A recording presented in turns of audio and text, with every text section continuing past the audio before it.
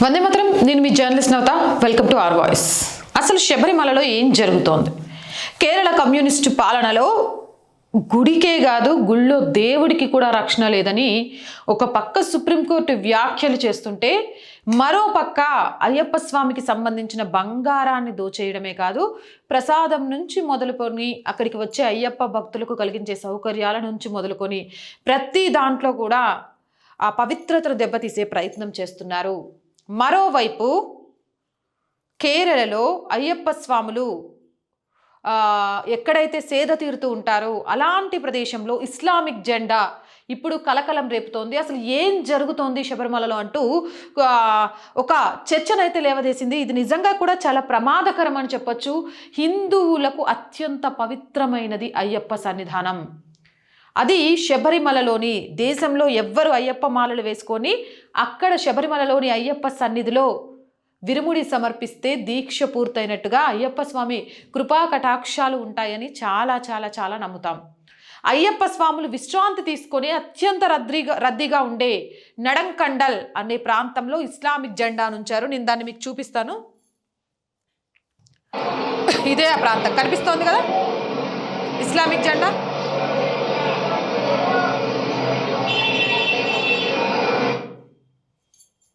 దీన్ని ఎలా చూడాలి? ఆ ప్రాంతంలోని షెడ్డును ఆడుకొని ఉన్న ఓ స్తంభానికి ఈ జెండాను కట్టి ఉంచారు. ఇప్పుడు ఇది సంచలనం రేపింది. అసలు శబరిమలలో ఈ ఇస్లామిక్ జెండా అవసరం ఏమొచ్చింది? దీన్ని పెట్టింది ఎవరు? ఎందుకునంటే అయ్యప్ప స్వాములకు సంబంధించి ఇప్పుడు ఏదైతే జ్యోతి దర్శనం ఉంటుందో, జ్యోతి దర్శనం వరకు అయ్యప్ప స్వాములు అత్యధికంగా వెళ్తూ ఉంటారు. ఈ నేపథ్యంలో అక్కడ పోలీసుల బందోబస్తు, అలాగే ఆలయ దేవస్థానానికి సంబంధించిన వాళ్ళు ఇంతమంది అక్కడ ఉంటారు. ఉన్నా కూడా అక్కడ అయ్యప్ప స్వామి ప్లేస్లో ఇస్లామిక్ జెండాను పెట్టారు అంటే అది ఎంత ప్రమాదకరం అనేది ఒకసారి ఆలోచించవచ్చు. ప్రస్తుతం శబరిమలైకు అయ్యప్ప స్వాములు అత్యంత నియమనిష్టలతో, భక్తి శ్రద్ధలతో వచ్చే సమయం, అత్యంత రద్దీగా కూడా ఉంటుంది. ఇంతటి రద్దీలో ఎవరు ఈ ఇస్లామిక్ జెండాను పెట్టారు అనే చర్చ ప్రారంభమైంది. ఇక దీనికి సంబంధించి భక్తులు తీవ్ర ఆగ్రహం వ్యక్తం చేస్తున్నారు. చుట్టూ ఉన్న అన్ని సీసీటీవీ మరియు ఇతర అయ్యప్పల సంచులను సంచరిస్తున్న సమయంలో ఈ పని ఎవరు చేశారు దానికి సంబంధించి కూడా ఎంక్వైరీ చేస్తున్నారు. ఈ విషయాన్ని స్థానిక మీడియా కూడా చూపించింది. ప్రస్తుతం ఈ విషయం సోషల్ మీడియాలో వైరల్గా మారుతోంది. ప్రస్తుతం నడిచేది మకర విలక్కు తీర్థయాత్ర కాలం. నడకండల్ అనే ప్రాంతంలో భద్రత కూడా అంతే కట్టుదిట్టంగా ఉంటుంది. అయ్యప్ప స్వాములు నడిచి వెళ్లే మార్గం మొత్తం కూడా కేంద్ర భద్రతా బలగాల ఆధీనంలో ఉంటుంది. నిరంతరం వారి పర్యవేక్షణ కూడా ఉంటుంది. ఇంతటి వాతావరణంలో కూడా ఇస్లామిక్ జెండా కనిపించడం తీవ్ర ఆందోళనను కలిగించడమే కాకుండా చర్చకు కూడా దారితీసింది. మరోవైపు కొన్ని రోజులుగా అత్యంత పవిత్రమైన శబరిమల దేవస్థానం విషయంలో అక్కడ కమ్యూనిస్టు ప్రభుత్వాలు అనుసరిస్తున్న తీరు చాలా క్లియర్ కట్గా తెలుస్తోంది. అక్కడ అలసత్వం ప్రదర్శిస్తున్నాయి, భక్తుల మనోభావాలను దెబ్బతీస్తున్నాయి. అయ్యప్పకు సంబంధించిన ఆభరణాల విషయంలో సరిగ్గా వ్యవహారం లేదు. ప్రభుత్వం అనేది అందరినీ సమానంగా చూసే వ్యవస్థ. కానీ అక్కడ అంటే కేరళలో మాత్రం హిందువుల మనోభావాలకు విలువలే లేకుండా పోయాయి. దేవాలయ వ్యవస్థను ఏ మాత్రం కూడా పట్టించుకోవట్లేదు అనే వార్తలు కూడా వస్తున్నాయి. ఇక రాష్ట్రంలోని చాలా దేవస్వం బోర్డులు సిపిఎం నేతృత్వంలోని ప్రభుత్వ నియంత్రణలోనే ఉన్నాయి. అయితే గతంలో దేవాలయంలో కాషాయ జెండాలను అనుకరిస్తే మాత్రం ప్రభుత్వం తిరస్కరించింది, వాటిపై ఆంక్షలు విధించింది. బికాస్ కాషాయం అంటే బీజేపీ సింబల్, అలా ఎలా పెడతారు అని. మరి ఈరోజు ఇస్లామిక్ జెండానే అయ్యప్ప స్వామి ఆలయం దాకా వస్తే వీళ్ళు ఏం చేస్తున్నారు? కళ్ళు తెరిచి నిద్రపోతున్నారా? లేకపోతే మేము లౌకిక నిబంధనలు, ఒక కాషాయం హిందువుల మాత్రమే తొలగిస్తూ ఉంటాం, ఇస్లామిక్ జెండా అంటే మాకు ప్రత్యేకం, అందుకని ఆ ప్రత్యేకమైనది ప్రత్యక్షమైన మేమేం మాట్లాడమన్నవి తీరుగా వ్యవహరిస్తున్నారా అంటూ కూడా ప్రశ్నలు లేవనెత్తుతున్నారు. ఇది హిందువులపై వివక్ష చూపించడమే అవుతుందని స్పష్టంగా తేలిపోతుందని కూడా అంటున్నారు. ఇక శబరిమలలో మరో పక్క నుంచి బంగారం చోరీకి సంబంధించి కూడా సుప్రీంకోర్టు సంచలన వ్యాఖ్యలు చేసింది. 2018, 19, 23, 24, 25 కాలంలో అడ్డు అదుపు లేకుండా దోపిడీ జరిగింది. శబరిమల ఆలయ అమూల్య నిధులుగా పరిగణించే అతి ముఖ్యమైన బంగారు పూతగల రేకుల గోపురాలను కూడా స్వర్ణ పూతగల కొత్త రేకులను అమర్చే నెపంతో దొంగలించినట్టుగా అర్థమవుతుంది. సెప్టెంబర్ 7, 2025న తిరువోణం పండుగ సందర్భంగా ఆలయాన్ని వేడుకల కోసం తెరిచారు. సెప్టెంబర్ 7 సాయంత్రం చంద్రగ్రహణం ఉన్నందున ఆలయాన్ని సాధారణ సమయం కంటే చాలా ముందుగానే మూసేశారు.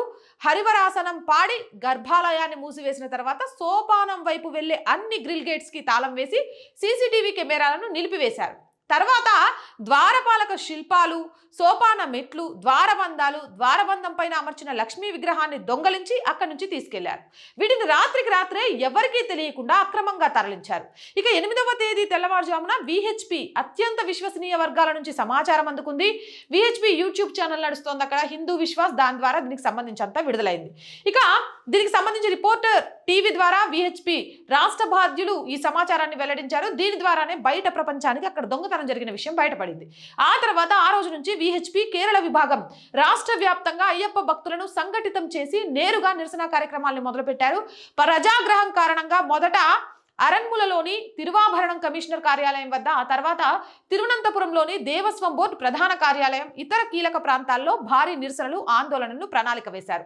ఇక 9వ తేదీ నాటికి ఈ విషయంపై పంబలోని Kerala police station house officer Shri Vinod కు విశ్వ హిందూ పరిషత్ అధికారికంగా ఫిర్యాదు సమర్పించింది. ఇప్పుడు దీనికి సంబంధించిన రసీదు పొందింది. కేరళ, తమిళనాడు, కర్ణాటక, ఆంధ్రప్రదేశ్, ఢిల్లీ సహా అనేక ప్రాంతాలు ఈ దొంగతనంతో ముడిపడి ఉందని భావిస్తున్నారు. అంతేకాకుండా పురాతనమైన అత్యంత విలువైన వస్తువులు, అక్కడ సమర్పణ జరిగిన అనేక విగ్రహాలు కూడా దొంగలించినట్టుగా, చేతులు మారినట్టుగా కూడా అనుమానిస్తున్నారు. ఇక ఈ నేరంలో జాతీయమే కాదు అంతర్జాతీయ సంబంధం ఉన్నట్టు కూడా తెలుస్తోంది. ప్రత్యేక దర్యాప్తు బృందం సిట్ ద్వారా విచారణ జరుగుతోంది. అయితే సిబిఐ ఇందులోకి రావాలి అని కేరళ హైకోర్టులో కేసు దాఖలైంది. కానీ నేటి వరకు దీనిపై కోర్టు ఖచ్చితమైన నిర్ణయానికి రాకపోవడం విచారకరమైన వాస్తవం అని చెప్పొచ్చు. అయితే దీనికి సంబంధించి ముఖ్యమంత్రి కూడా ఏం చెప్పాడంటే సిట్ బాగానే చేస్తుంది, సిబిఐ రావాల్సిన అవసరం లేదు అని చెప్పింది. ఎందుకంటే సిబిఐ వస్తే ఏమంటారు, కొండను కూడా లాగేస్తారు, దీని వెనకున్న హెమాహెమీలు కూడా కటకటాల పాలవ్వాల్సి వస్తుందని తెలుసు కాబట్టి అక్కడ కమ్యూనిస్ట్ సీఎం దీన్ని పక్కదో పట్టించే ప్రయత్నం చేశారు అని చెప్పారు. అలాగే స్వామివారి గర్భాలయం శ్రీకోవిల్కి సంబంధించి కూడా భారీ నష్టం దృష్ట్యా దేవ ప్రశ్నం అంటే జ్యోతిష్య విచారణ నిర్వహించాల్సిందిగా దేవస్వం బోర్డును ఆదేశించాలని కోరుతూ హైకోర్టులో మరో కేసు దాఖలైంది. అయితే ఈ విషయాలపై ఇంకా ఎలాంటి నిర్ణయాలు తీసుకోలేదు. సిబిఐ కానీ, ఎన్ఫోర్స్మెంట్ డైరెక్టరేట్ కానీ, ఎన్ఐఏ వంటి కేంద్ర సంస్థలు నిందితులను అరెస్ట్ చేసేలా ఖచ్చితమైన నిష్పక్షపాత విచారణ చేయకపోతే చోరీకి గురైన బంగారం, ఇతర వస్తువుల్ని పూర్తిగా స్వాధీనపరచుకొని స్వామివారి సన్నిధికి తిరిగి చేర్చాలని విహెచ్పి పట్టుబడుతోంది. ఇక చట్టపరమైన చర్యలను ప్రారంభించాలని కోరుతోంది. అయితే ఇదంతా 1998-99 కాలంలో విజయ్ మాల్యా గర్భాలయానికి బంగారు పూత వేయడానికి 42.8 కిలోల 24 క్యారెట్ల బంగారాన్ని శబరిమలకు కానుకగా సమర్పించారు. పాదరసాన్ని ఉపయోగించి 21 పొరలుగా పూసిన ఈ బంగారాన్ని దేవస్వం అధికారులు, సిబ్బంది, మధ్యవర్తులు వివిధ సమయాల్లో ఎవడికి కావాల్సినంత వాడు దోచుకున్నారు. ఇది విగ్రహాలను దోచుకొని అంతర్జాతీయ దొంగలకు అప్పగించినట్లు అందరూ నమ్ముతున్నారు. శబరిమల దేవస్వం బోర్డు అన్ని చట్టాలను, అలాగే కేరళ హైకోర్టు ఆదేశాలన్నింటినీ ఉల్లంఘించి దేవస్వం బోర్డు అధికారులు ఇటువంటి చర్యలకు పాల్పడ్డారు. వీటితో పాటు స్వామివారి జపమాల, ముద్రమాల, యోగిదండను కూడా మార్చేశారు. అమూల్యమైన పురాతన వస్తువులు, దేవికా శక్తి గల వస్తువులు దోపిడయ్యాయి. చోరీకి గురైన వస్తువులను స్వాధీనపరచుకోవడంలో ప్రత్యేక దర్యాప్తు బృందం ఇంకా విజయం సాధించలేదు.